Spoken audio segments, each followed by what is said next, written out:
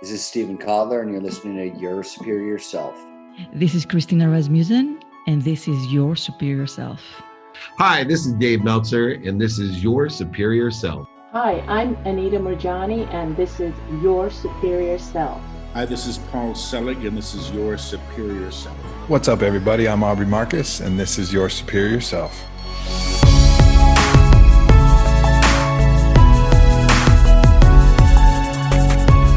What is up, beautiful people? Welcome back. I'm Trey Downs, and this is Your Superior Self. Yes. Love this show. Love hanging out with you every week, each week, 2 times a week, Mondays and Fridays. Bringing the best guests, bringing the best people I can to talk about life and consciousness and everything in between. I have an amazing episode for you today. Tom Arquino joins the show. Tom lives in the first state, Delaware, where I am originally from, the Blue Hen State, Sussex County, slower, lower. That's where I'm from originally. So I kind of, I had to have him on. He's the founder of an amazing podcast network called Social Podcast Network, and he has, I think he's up to, I talked to him today, maybe 12 or 13 different podcasts that host with him, which is awesome. I mean, I'm really proud of the fact that Sussex County has a podcast network. If you've ever been there, you know what I'm talking about. It's very slow. And the fact that he's doing big things down there with this and getting podcasting out is amazing. Yeah. So Tom is from Lewes, not Lewes, but Lewes, Delaware, right there just north of Rehoboth, Dewey, Bethany, and my all-time favorite beach, Fenwick Island. Grew up in Laurel, Delaware myself, so I'm very... I have a soft spot in my heart for the Delaware guys, so I had to have Tom on and talk about what his journey has been like. I mean, he has an amazing story. We have a fun conversation. It's just cool to hang out with a Delaware guy doing the podcast thing. He kind of knows my struggles. I know his struggles with just podcasting in general. It can be a lonely hobby, but he's doing awesome, and he talks about his story and what he's up to and how he got into the podcasting game and where he wants to go. I think it's an amazing story. If you guys want to check out more about him or his podcast network, go to socialpodcastnetwork.com. You can find out everything you need to over there, all the list of shows that host with him and all the social networks. And if you want to host a podcast, or if you want to take your podcast over to his network, check him out. Message him, let him know, because he has a plethora of amazing podcasts that a lot of people should listen to. You can even advertise with it. I just think it's awesome. I don't know. I just think it's awesome for sure. But here's a little snippet of what's to come. Simple solution to a lot of problems. It is. It's tough. My buddy used to tell me, he goes, as long as you're not smoking crack and paying for hookers, it'll all work out. Which is true in some sense. It is true. And he dumbed it down, but it's very, I can make a checklist of things that I'm not doing. Mm-hmm. And as long as these things aren't going on, and I can tell you I've never paid for hookers or, well, I can't say I never smoked crack. We called it freebasing, bro. I love talking to that guy. It's just so fun and relaxing to be able to chill out and just have a cool conversation with somebody and not have to be in an interview-based type of convo, and I love it. And yeah, it's just really cool to be able to, one, have another Delaware guy come on the show, and then 2, be able to flow and mix it up and have a good time. So I hope you guys enjoyed this conversation. I know I did. For sure. Before we get into it, though, I want to remind you of my sacred activism. Check out coolkidscampaign.org. Go over there, spend some time on the website, learn about their organization. They're helping children battle cancer and helping the families not only cope with it and deal with their their lives being turned upside down, but they're helping these kids feel normal. And again, what breaks my heart is children suffering, and I can't take it. So I try to bring awareness to organizations like the Cool Kids Campaign, because I know that they're doing great work and that they stand for something that I can get behind. And check them out over there and make sure to support them. Just bring awareness if you can, or donate, or just, like I said, spread awareness about the organization and their programs. And if you know of any other organizations that are doing some good work like that, please hit me up, treydowns.com. Leave me a message. I want to know about it. I want to be able to spread awareness and get the word out about these either nonprofits or programs that are just helping the kids out there. Love it. So here we go, getting after it, getting to the very cool conversation I had with Tom Arquino. We talk about sobriety, we talk about his podcast network, his podcasts, and what he's been up to lately. So without further ado, here is the great and powerful Tom Arquino. Hey, this is Tom Arquino, and this is Your Superior Self. A couple of Delaware boys doing a podcast. What do you think about that? I think it's amazing. I'm not surprised. Well, I just wanted to, real quick, I have my Del Made shirt on. You had your hoodie on earlier, and now you have a hat. Del Made. Shout out to those boys. I think they're from Seaford, Delaware, doing big things. Well, and Trey, fun story. If I can, I did I do the Rehoboth Social podcast, which you were on, and I follow a guy by the name of Michael Palmziano, and he is a reaction guy on YouTube, and he's a guitar teacher, and he's just been, I won't say a godsend through the COVID, but I've really been into watching his YouTube channel, and he has a big channel, and he brings a lot of great music on. He's an excellent guitarist, and I told my wife the other night, I said, I'm gonna text this guy and see if he'd come on my podcast, because you follow a guy like that and you realize through watching him, he's from Baltimore. And I go, well, anybody from Baltimore has been to Rehoboth or Dewey or Ocean City, one of the three, obviously. So I just sent him a message and said, listen, I do a podcast here in Rehoboth, and I'd be honored if you'd come on. And bing, he texted me right back. Absolutely. So we did that podcast yesterday. Just an amazing guy. But I'm sending him this hat because he always wears a baseball hat, and it's not because he's got hair and stuff. He just likes wearing a hat. It's always he always likes to wear a Hurley hat. So this actually is going to Baltimore. That's awesome. We need some more Dell Made stuff up here for sure. Oh my gosh, those guys! And then they tagged me, and we did the podcast this morning, and somehow I got tagged with that Dell Made hoodie on that I had. Yeah, so. I think they're pretty tight with the country singer Jimmy Allen. Yeah. Didn't you have his dad on the show or something like that? Or I don't know. Tyrone the Transporter. Yeah. Actually, they've been on. So, and you probably realize this, and when you start podcasting, it's a lonely spot, right? That first podcast, and you reach out to people, and you're like, listen, I'm trying something new, and some people are like not so, hot on the idea, and those guys.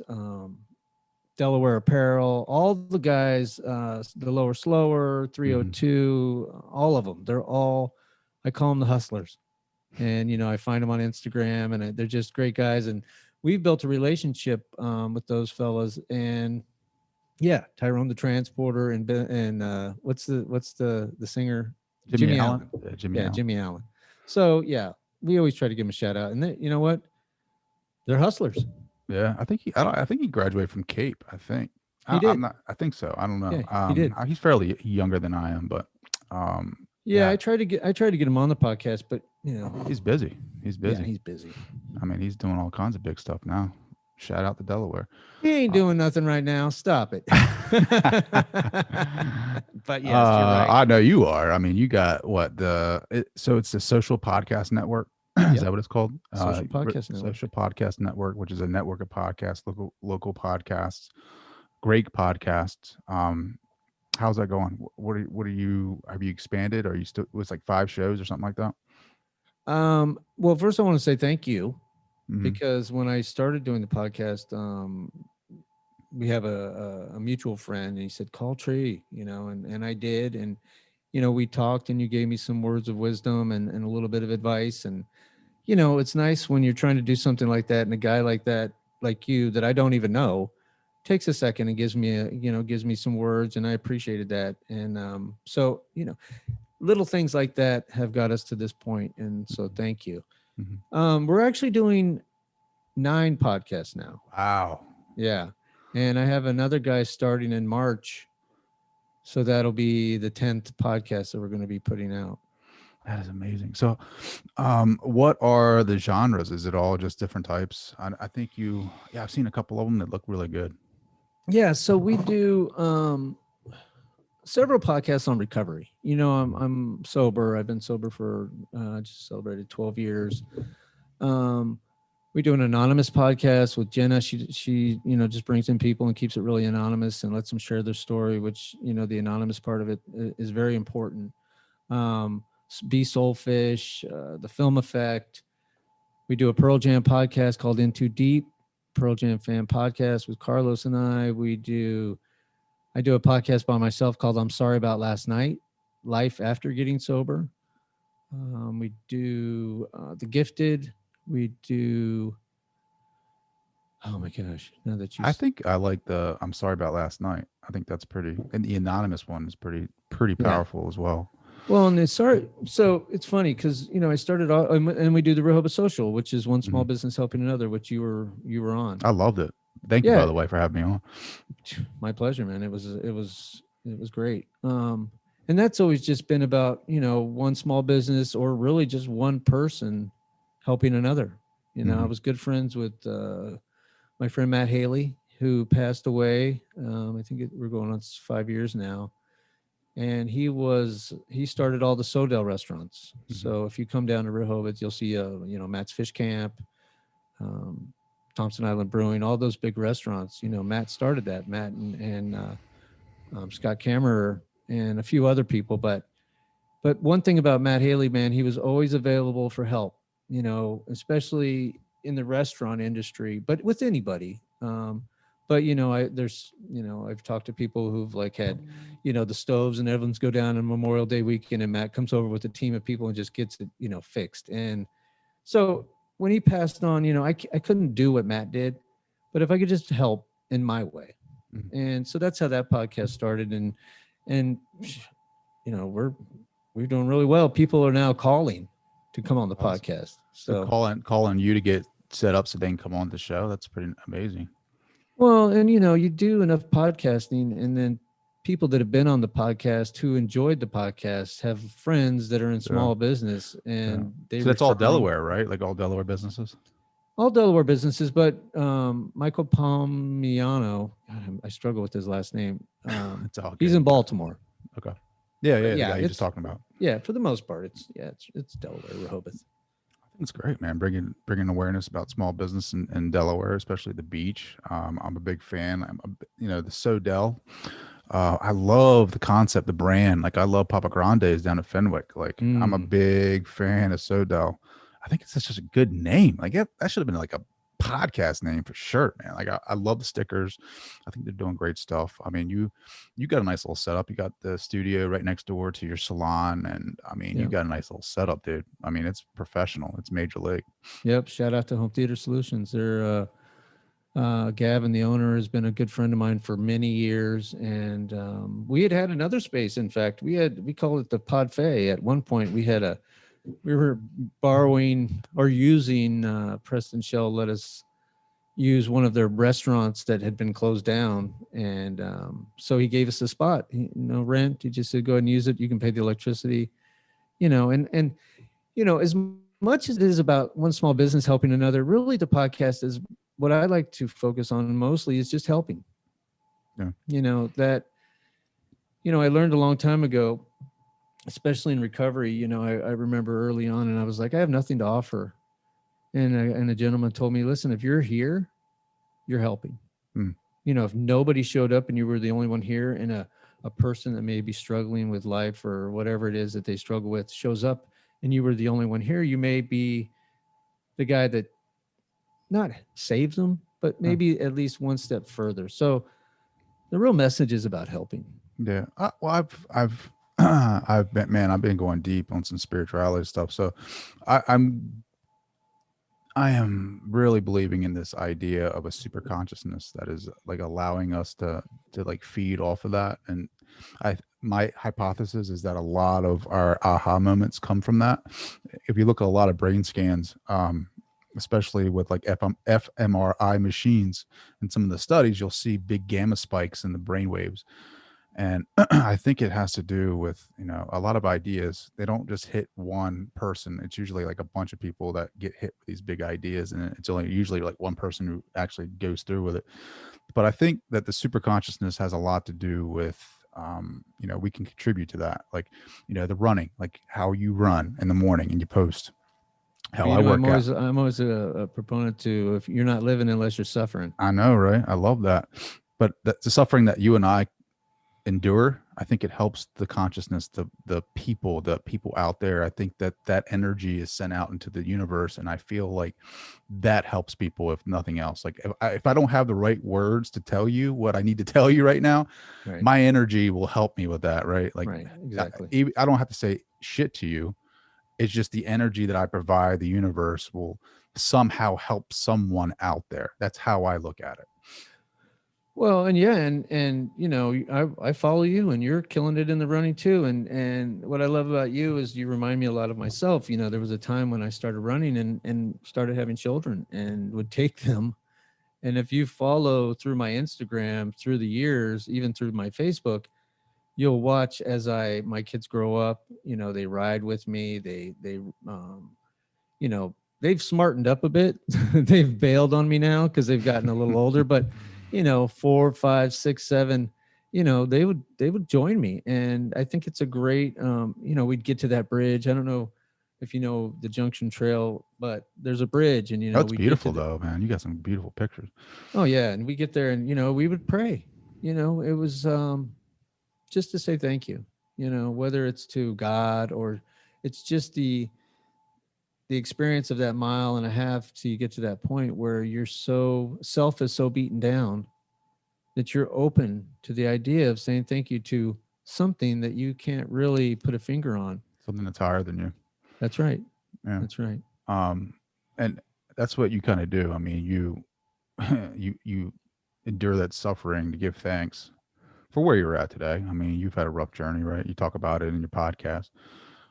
How has the podcast helped you, staying sober? As far as the podcast helping me stay sober, it doesn't. Mm-hmm. It doesn't. I'm at a point now. I mean, it's, I got sober in 97, struggled, had some time, had to, because, and I won't get into a lot of sobriety stuff, but, it evolves, right? And, I know it does. Actually, it's weird because there's a part of doing the podcast is a little ego, mm-hmm. right? I inside, I feel like I have something that I can share with people that I think is going to help. What I always loved about you, Trey, is that, I'm like spiritual and you're like, it's electricity, there's, electricity going on there, bro. And I'm like, I think it's spiritual, bro. But, there's but there is that aspect of spirituality, right? You got the ego. I know what you're talking about, man. I know what you're talking about, but the electricity has to come from somewhere. No, I agree. No, and you're right. Absolutely right. It is electricity, but there's, I come from the camp of everything that we have is a byproduct of something else. So you're like a materialistic kind of, or matter affects matter kind of thing. Well, for example, did you watch the Super Bowl? Yeah, of course. So, do you see the Bruce Springsteen commercial? Yes. It was good. I thought it was good. Did you not think it was good? The Bruce Springsteen, the Jeep commercial? I thought it was shot well. Sure. I thought it was a beautiful commercial, but I think it's the wrong message, that freedom is a right. It is a right that we get, from the, what is the First Amendment or Second Amendment, whatever amendment it is that gives us the right to run around in a Jeep. But to me, you can be free and riding around in your Jeep, but if you're consumed by self, sure, you're a prisoner in the worst way. Oh yeah. So to me, like doing a lot of work, whether it's just sharing, talking, working with others, it takes that self out of it. And there is a freedom that is a byproduct that is left over from that. And I love, I'm grateful I'm free. I'm grateful for this country. I love all that. But, I feel like there's a lot of people out there that are free to drive around, but really suffering in this self-centered prison. Oh, there is nothing but suffering out there. I was suffering for goals that were created by the ego, like you talk about. The ego was always trying to outdo the last thing that I achieved. And I tell you what really helped me, man, was Ram Dass. You talk about spirituality. I don't know if you read him at all, but man, he has just opened me up to so many different thought ideas about the real self, right? Like the real true self of what, we're just wearing a costume, man. Like these bodies that we're wearing are just, just They're costumes. brain cars. Yeah. I'll pretend to be Trey, you pretend to be Tom, and we'll just act like we're sitting here having a conversation. And when in reality, we're so much more, you know what I mean? Like when you did, what was it? You did AA, right? Still do. That was the guy the guy who created that. I can't remember his name. Bill Wilson. Yes. So he was a patient Dr. Bob. Dr. Bob was a patient of Carl Jung, right? The famous psychologist. And basically Jung was like, there's nothing that I can do to help you at all. There's nothing I can do. There's nothing in my toolbox that can help you with your problem. Some people have gone to spirituality, the route of spirituality, to help them with their alcoholism. And that's what he did. He went the route of spirituality. So if you look at AA and all of the things that are related to that, it's very spiritual. And that's why I like it. Like, my mom gave us some Alateen books back in the day and read it. And I wasn't really ready for that then, I just wasn't ready for that. But now that I go back and look through the stuff, like it's so more people need to read it, is what I'm trying to say. Well, if it said, we admitted we were powerless over self and our lives had become unmanageable, it'd be a whole different book, right? Absolutely. I always say, spirituality to me is like, me coming over to your house and saying, here, Trey, I brought you a Corvette, parked it in your front yard. Love it. Beautiful 2021, whatever, mid-engine Corvette, put it in your front yard, take the keys, throw them in your garage, and then fill the garage with boxes and shut the door. You have the car, but you can't drive it. Yeah. And the boxes on each of these boxes are like self-centered fear, ego, pride, all of these little character defects that we all deal with. And they're important. It's for survival, some of these things, but they can get in the way until you start opening that door and start identifying the boxes, working through the boxes, clearing out the boxes. The Corvette isn't really available. And that's kind of like spirituality to me. There's a lot of work that has to be done. A lot of, I still say suffering, but, even like a meeting, you go to a meeting, the meeting should suck.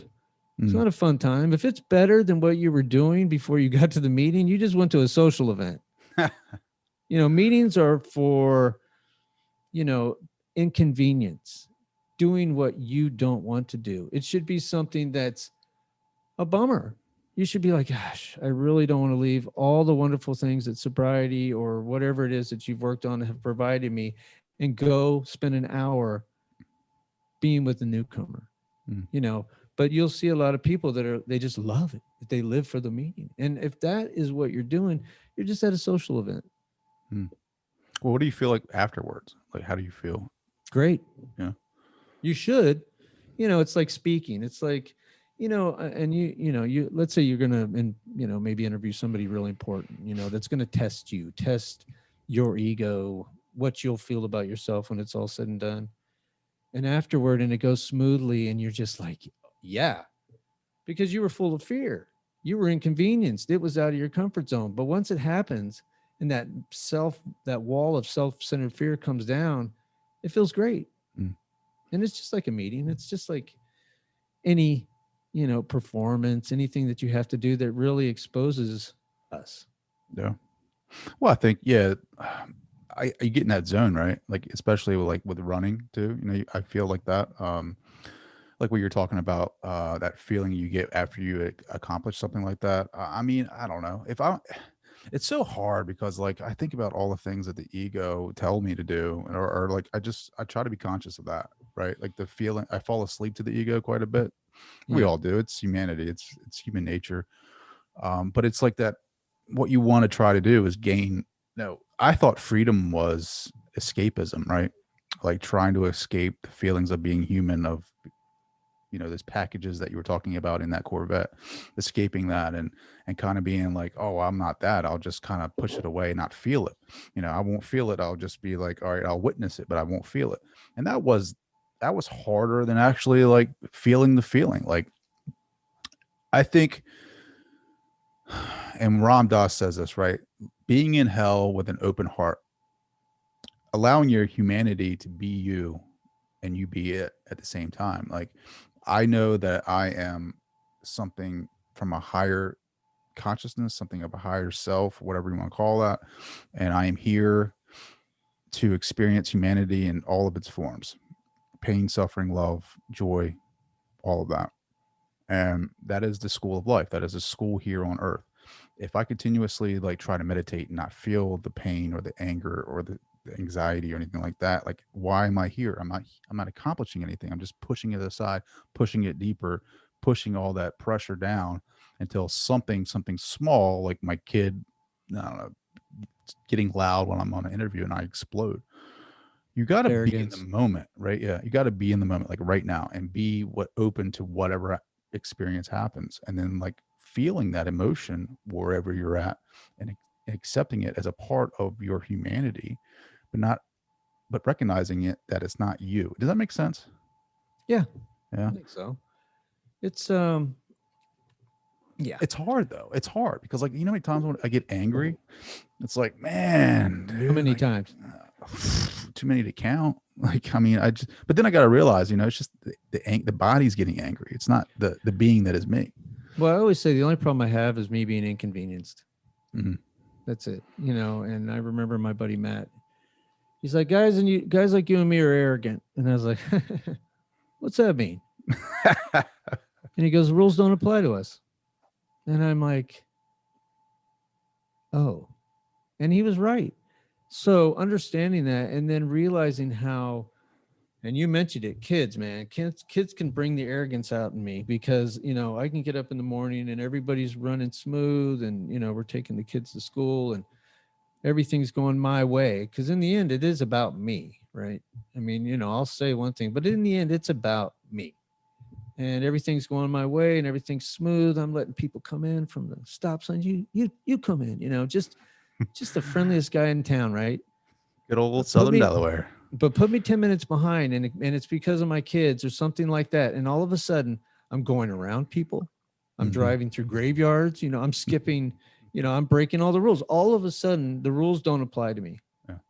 And so what does that mean? Get up earlier, right? I start having to figure out, you see me run. You know why I run in the dark? Because I got to get the kids to work by 8 or to school by 8. So what time do you get up? 5:30. Nice. Yeah. Sometimes 5. I have been slacking on the outdoor running in the morning just because I want to take my daughter with me, but it gets super cold. And I guess I've been slacking just because how cold it's been, but there is nothing better than an outside run. Like I've been doing the treadmill downstairs, nothing like an outside, good old fashioned outdoor, oxygen.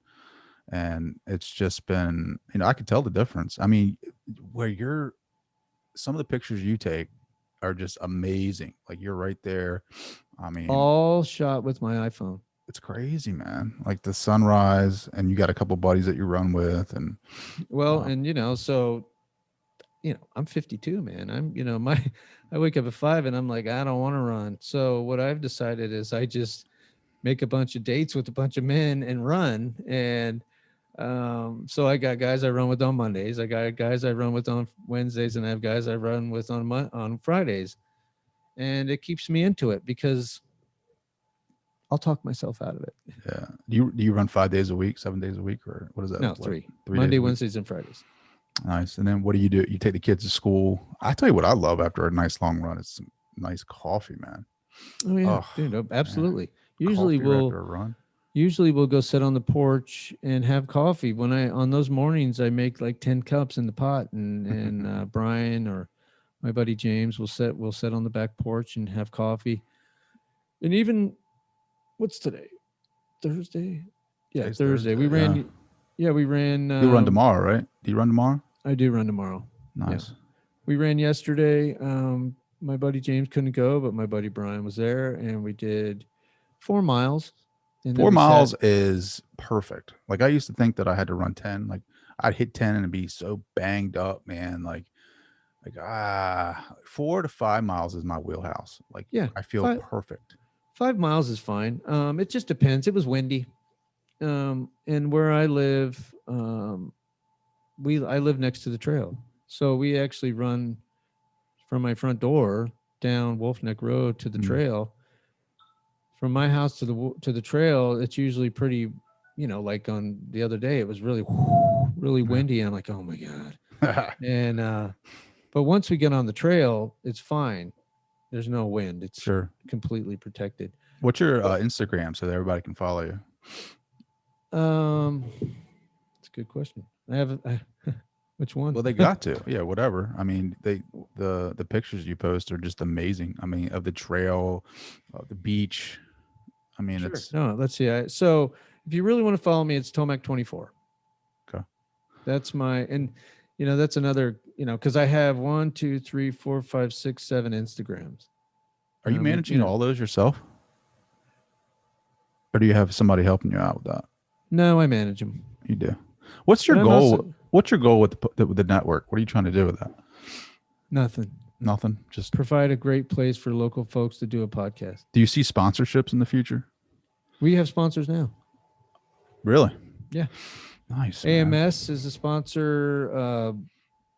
Home Theater Solutions That's is a right. sponsor. Yeah, they are. Yeah. Titanic Pizza is a sponsor. We have some sponsors. We've had other sponsors. Thompson Island was a sponsor. It's funny. I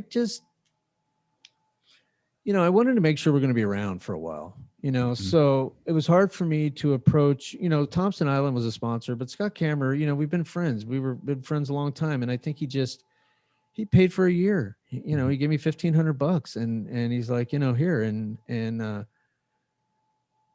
I wanted to make sure that we could be around and do this for a while before I started really trying to take people's money. Well, do you think that I think you're going to be around for quite a bit, man.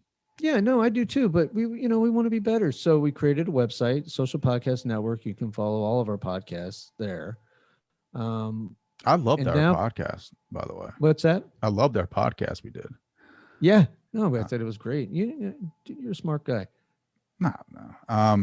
I just had good company, bro. Thank you, feeding off that energy. Yeah, I think I really like that Southern Delaware has a podcast network. Like there's something about it, like my heart is in Delaware. It will always be in Delaware. And I think that, where I lived, shout out to Laurel, is that. What's up, Laurel? Yeah, buddy. Laurel, Delaware, Laurel Bulldogs. Laurel Bulldogs. That's 2001. I just think it's nice. It's nice that Delaware is just, I don't know too many. Baltimore doesn't. I don't know if Baltimore has a podcast network at all. And then you guys are focusing on like small businesses in Delaware, like getting that recognition out there. Like I love it. Well, and you got a spot here if you ever want it. If you ever move back to the beach, man. brother, you got a spot here at the Social Podcast Network. Yeah, buddy. If you need it, you're doing just fine. But it is, but podcasting, man, it takes a village. It takes a village. And you're also, I think we shared, or I shared before. I was inspired by Joe Rogan's podcast. Mm-hmm. I watched it. I'm like, I could do that. Maybe not talk to Elon Musk, but I could sit and chat for an hour. I mean, I'm a hairdresser. I do that all the time anyway. It's what I do. I have 8 podcasts throughout my day with clients. So conversation was never a challenge, but who's do you have like somebody on there that is like a bucket list guest that you want to interview? A bucket list guest. Well, that's funny. I've had a few. Mine I've had a mine few is Joe bucket lists. Rogan. Mine Well, is Joe yeah, Rogan. okay, sure. I would like to be on Joe Rogan's podcast. Oh, that'd be killer. That would be killer. Yeah, I mean, that would be terrific. And it's funny, I don't really listen to podcasts. I don't read books either. Oh God. Sorry. He's I just got don't. 9 podcasts. I don't listen to any of them. No, I'll listen. I was just listening to Carlos and I's In Too Deep podcast. If you like Pearl Jam, we probably have the #1 podcast right now in the country. Wow. In Too Deep. It is a killer podcast. It's funny. Carlos is hysterical. Another thing we have is an intern. University of Delaware. Really? Yep. Oh, Deltech. shout out to, is it Deltech? A UD parallel program at Deltech? Communications department at Deltech sent us, but we reached out and said, listen, we're really working hard at this. And that's what I need, an intern. Yeah. That's what I need. So when I say I manage the Instagrams, I do, but Cody is like, what's Joe's guy? Man, I know you're talking about. It's going to come to me in a minute. Jamie. Yeah, Jamie. Cody's like Jamie, man. And we did this podcast the other day, and he's just like, he's bringing everything up on the TV. I don't know if I don't remember if you saw, we had the big TV in here I don't know now. if that was there. I don't know if that was there last time I was there. I think it was. You were just sitting below it. But, Cody, we've got the setup now. Cody comes in, and he's just bringing up information. And he's just everything. We were talking about I was watching an LA Pearl Jam show on YouTube. And at one point, Eddie throws this lady out of the show. And we were talking about it in the podcast. Boom, Cody's got it up on the TV. The whole article, her explanation. So it's kind of made that a little bit, made the podcasting a little more fun because, it's hard to start typing and looking up stuff without sounding. Have you gotten what's his face from Dogfish yet? Sam. I've asked him. No, nothing. What about the owners of Dolly's? What about them? They can come on. I'd love it. What's the drama going on there? Isn't there some drama going down at the boardwalk with Dolly's? Yeah, they're leaving. Why? They couldn't afford it. They couldn't afford it. They've been there forever. It is a monument of Rehoboth Boardwalk. Well, that's what you're hearing about. But Grotto's bought it. Grotto's bought the building, the place. Yeah, and actually, so they're moving the sign. It was a hot topic kind of around the election because they kept seeing pictures of Dolly's sign on the White House. But I think they're moving the sign down a couple stores, and I think Eibach Candy and Dolly's. I think Dolly's owned Eibach Candy as well. So I think they're going to kind of come together, and then I think they're going to move the sign down. So Grotto's was my first job ever. Yeah. I was a busboy at Grotto's. South Boards. Shout out to them. Yeah. I think they've employed probably half the state. I was terrible. It was my first job ever. They had a job fair at my high school, and they're like, "You want a job? Go work at the beach, see the girls." Sure, man. What do you got? It's a busboy. Yeah, all the free pizza you wanted. I was tearing pizza up. Grotto's is funny because my issue with Grotto's is they're priced for the visitor, which is fine. I get that. They make a pizza that's a little different, but if you put a Grotto's in front of me, I'm eating that whole thing. It's a great pizza. Are you kidding me? It's my favorite pizza. Okay, hands down. I'm on the Grotto's team. Grotto's is my favorite pizza. I will eat. Maybe it's the memories. You know what I mean? I don't know, but it is my favorite. Well, I don't know if you know this. This might be breaking news for you, but Nicola's is leaving Rehoboth. Really? I didn't know that. Yep, they're leaving, and they are, if you know where PNC Bank is, almost right across from Grotto's. Is it the price? Is Grotto's? Did they buy that place too and just jack up their competition? No, I think Nikki owned that place. Nikki Caggiano owns a lot of property. It sounds like it just by the name. Yeah, well, the Nicoboli, Nikki, the dad.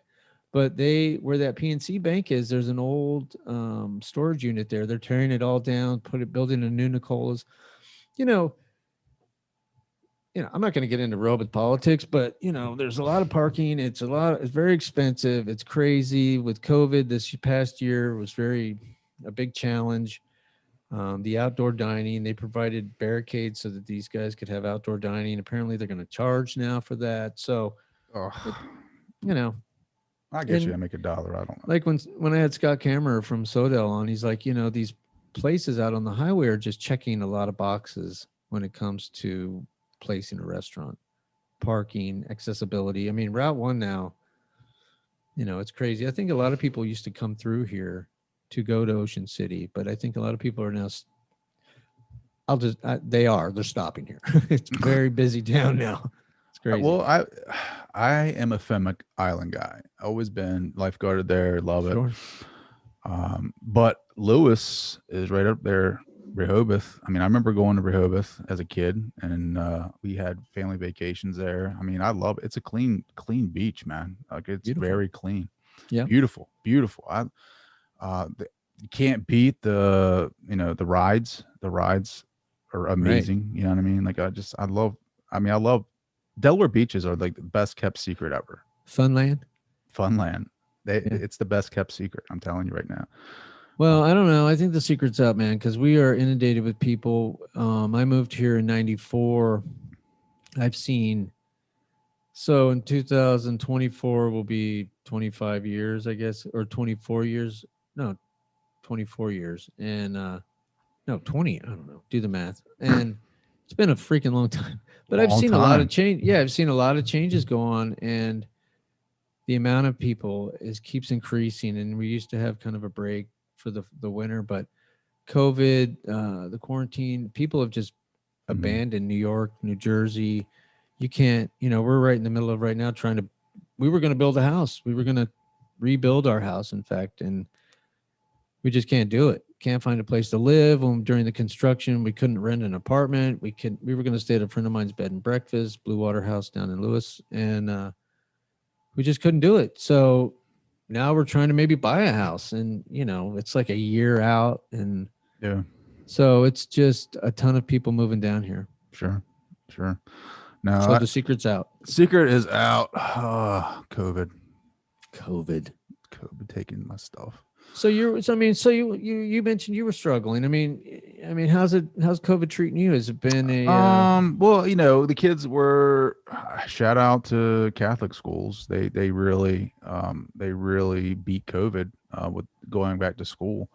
So my kids are back in school. They've been back since October, I think, something like that. I tell you what, they've done it right. And I can tell the difference.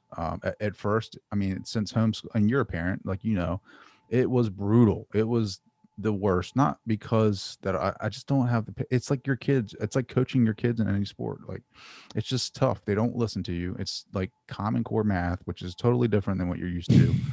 I can't so we won't help them. Core. Like my kids in the future are going to be at Target checking out, counting blocks to figure out how much money they owe the freaking cashier, right? Like you're gonna you owe 4 10s, 15 ones, and I mean, it's just insane what this Common Core has done to these kids. Man, we actually pay my oldest son to tutor my daughter. But here's the thing, right? Like colleges don't even teach Common Core. So what are they learning Common Core for? Like they're gonna get in real life and be like, what are you talking about? We don't use blocks in real life. I mean, what are you talking about? Yeah, I actually think that there's some sort of thing to try to keep parents from helping. I know that sounds silly, but I do. I think there's something about eliminating us as the helpers, and with my kids, I've always been, I don't help my kids.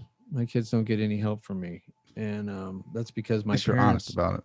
Yeah, my parents helped. My parents helped me so much that it was a burden. It was a struggle. And at the time I loved it. More help, just to get that grade, we'd grind it out for hours at night just to send me with that grade. And it was clearly because I didn't either pay attention or I just didn't have the courage or the know-with-all to ask the question or admit, hey, I didn't pay attention. And that's those three things have always been I tell my kids, I don't care what grade you get. just as long as, like, if you know that you don't understand, it's because of one or two things: you didn't pay attention, or you don't have the courage to ask a teacher. So having a conversation and trying to understand and get to the bottom of it on your own, it means much more to me than an A. You know, but I can tell you that my son, my oldest son, David, he gets straight A's. He gets straight A's, and he doesn't get any help. I mean, I couldn't help him now. He left Well, the me. cool thing is, though, they have so many tools now, like especially with YouTube. I mean, Khan Academy has been a great help in trying to learn some of this stuff. And we didn't have that growing up, right? So, you know, going back to school for me has been, you know, I was so scared of going back to community college. And, you know, I finished up that, what was it, last year? How'd you feel? Feel great, amazing. Right. I was scared. Like I had to take, you know, I did business, so I had to take a lot of the. I had to take. So you were consumed with self-centered fear, worked through it, and then it felt amazing. Yeah, felt amazing. Because just I was like the question you asked me early on. Absolutely, man. I like how you did that. Yeah. But you just answered your own question. I know. I should have just asked myself that. Khan Academy has helped me though, like just watching YouTube over and over and over again, because math, there is always a pattern. There's always a pattern to a problem. It's just picking up on that pattern and formulas and stuff. And I didn't know that growing up, because like you go to class and you try to sit in front of the teacher, and like I have a hard time paying attention. Undiagnosed ADD. Me too. And it was hard. And then if I didn't pay attention, I would not learn, and I would not ask my friends because I felt embarrassed, and my parents didn't know how to help me. So like, you know, a lot of math for me was a struggle. I mean, I'd get C's, mostly C's, some B's in math. But then like when I went to college, like I did everything in my power not to take math. And I mean, you're not going to go very far if you don't take math, right? So I quit school and got my career, and I'm very fortunate to where I'm at today. And I decided to go back for myself and gift myself with that degree, because it was eating me up. It was like, I know I can do this. I'm just going to go do it. I don't care if I have to take the non-credits to get up to the credits. I'm going to do it, whatever it takes. Scared to death, took the placement test. Of course, I got to take the non-credits. Start taking the non-credits. And I'm like, man, I'm shaking in my boots. You know, this is going to be terrible. It wasn't terrible. It was like, it was very worth my while, because it like built the foundation upon everything that I missed growing up. And it like now I just got done taking a business statistics A. It was very hard, but I'm glad that I I'm glad that I did the basics first. It's all about the basics, and you can apply that to anything in your life.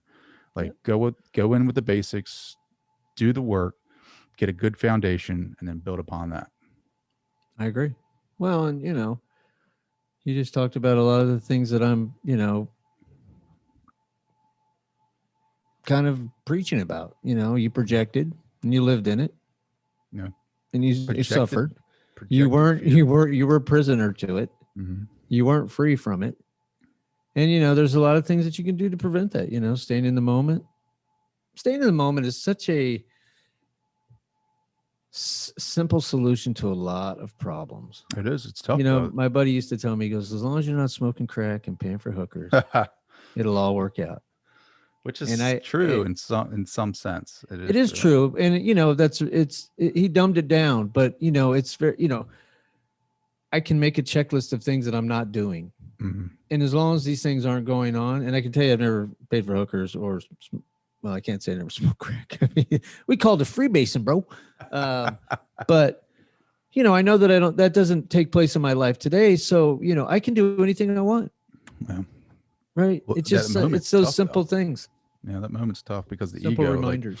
Like, the ego is always trying to make you think about the future, right? Scare you, you know, what's going to happen, and then make you feel regret about the past. You know, That's right. you know, and that's the ego. And like being in that moment, you know, that's why meditation for me has been really big, is trying to stay in the moment and, you know, just feel the body and just realize what it does, you know, because that's helped me with anxiety and depression, feeling the body and just knowing that it's not you, right? Like, you know, I don't know if you've struggled with that and all, but like, if you really just look at the body and take a step back, like I remember my wife went out for, you know, something not too long ago, and like,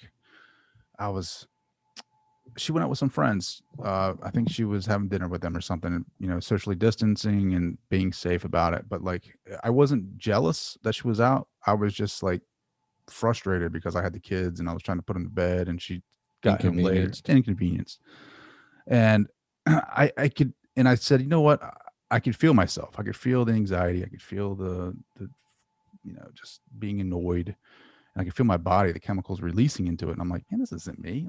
But I had to take a step back in the moment, just like feel it and just be like, all right, I noticed what you're doing. Like, I know, my body, this is what you're doing.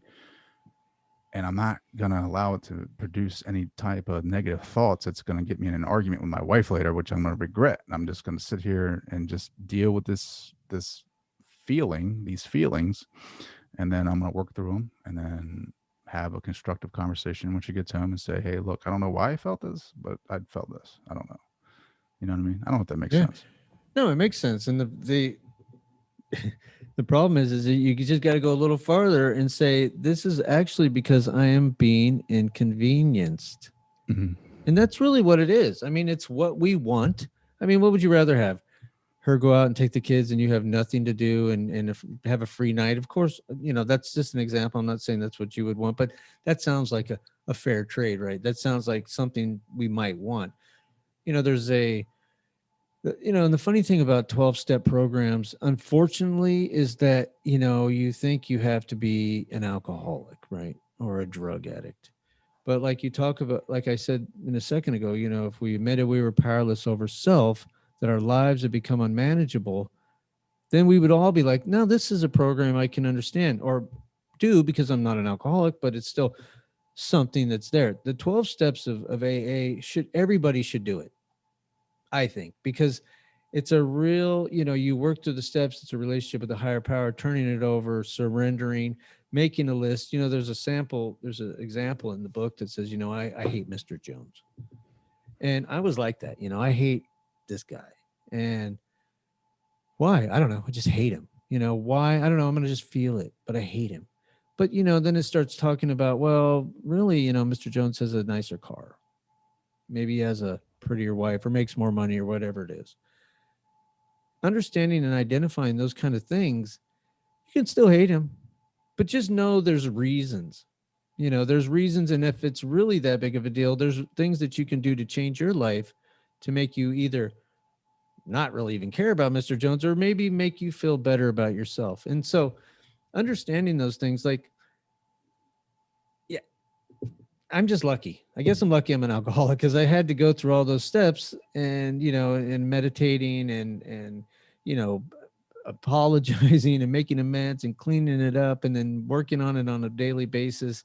And then in the end, the 12 steps is, be there for the next person. So, be inconvenienced for the next person. And, I'm lucky that way because I guess I go that one more farther because to me, like I said, all my problems are me being inconvenienced unless I broke a leg or something physical happened. But my biggest fight that I have in a day or in a week is usually with my wife. And it's usually about who will be taking and dropping off the kids, and if I have to take and drop off, forget about it. I'm freaking annoyed, because I don't, that's not fair, right? I'm inconvenienced. So that is my biggest problem is that. Yeah. Yeah, no. I'm the same way. You're right. Inconvenienced. I try to do things to throw, some stock my way a little bit, like I'll drop off, pick up, make some coffee for her in the morning, and then I'll do things to buy equity in Trey's time. You know what I mean? Like, sure. Credit. Credit. I do the same thing.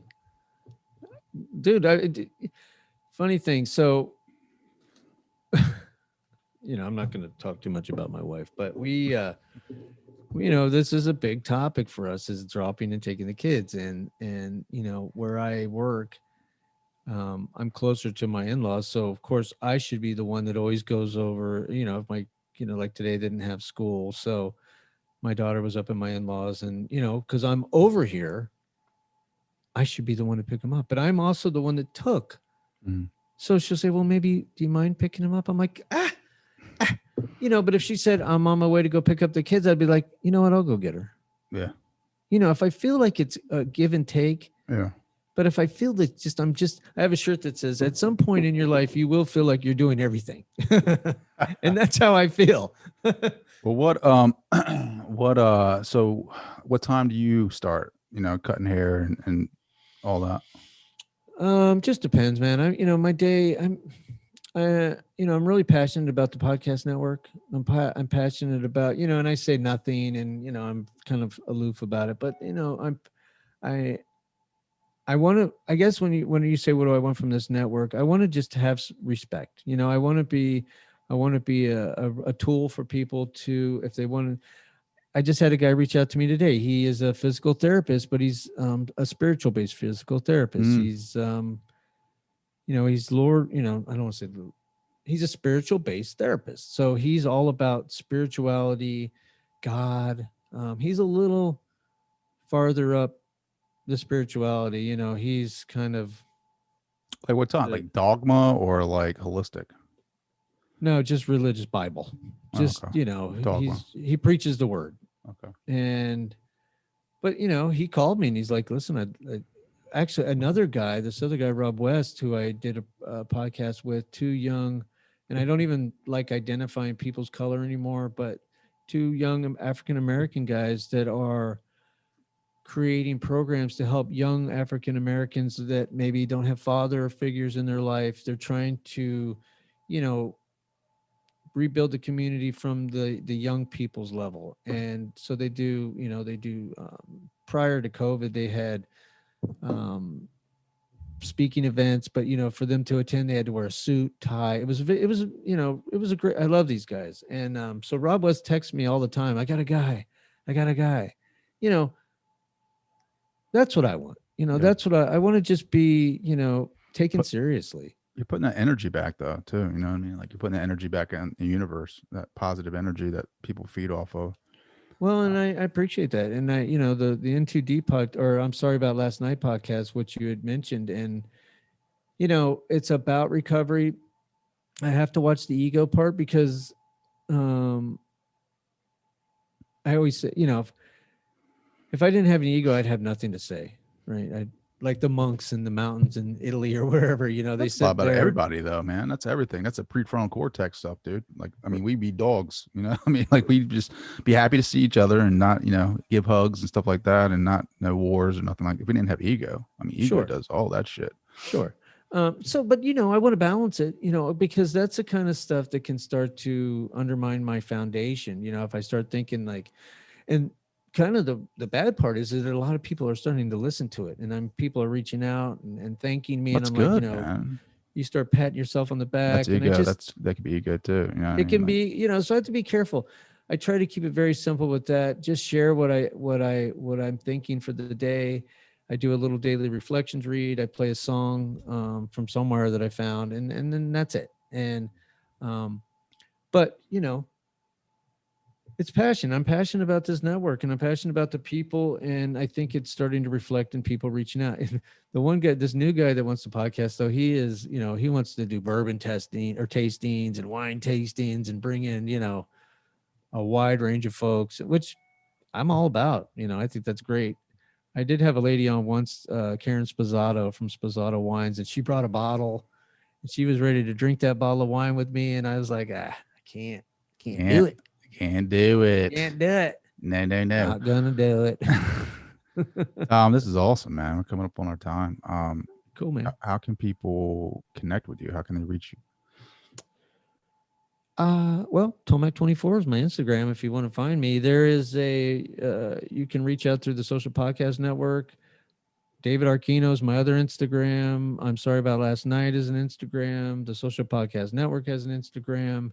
The Full Send, which is a fun podcast I do with Tiffany, is kind of a coffee review, but we just do tarot cards and bullshit for an hour. You can reach us on there. I mean, if you want to find me, I'm out there. Nice. Facebook, whatever. Love it. Come run with me.